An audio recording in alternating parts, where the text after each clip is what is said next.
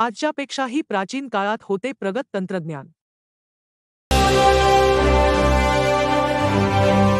आजचे विकसित असलेले तंत्रज्ञान प्राचीन काळातही असावे आणि ते तितकेच प्रगतही असावे. कारण प्राचीन काळातील शिल्प पाहिल्यानंतर याची प्रचिती आपल्याला आल्याशिवाय राहत नाही. आता हेच पहा ना, हे शिल्प आहे गुजरातमधील भावनगर जिल्ह्यातील एका जैन मंदिरातील.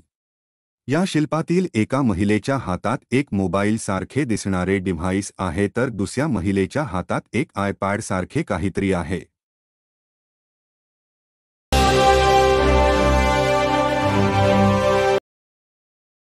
पहिली महिला डिव्हाइसवरून कोणाशी तरी संवाद साधताना दिसत आहे तर दुसरी महिला आपल्या हातातील डिव्हाइसवर काहीतरी काम करत असल्याचे दिसत आहे.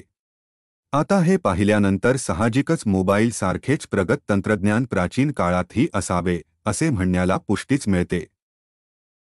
त्यामुळे आता किमान मोबाईलने आजच्या पिढीवर गारूड केले आहे आणि त्यामुळे तरुणाई वाया जात आहे असे म्हणताना या प्राचीन काळातील तंत्रज्ञानाचाही विचार करावा लागेल, हे मात्र नक्की.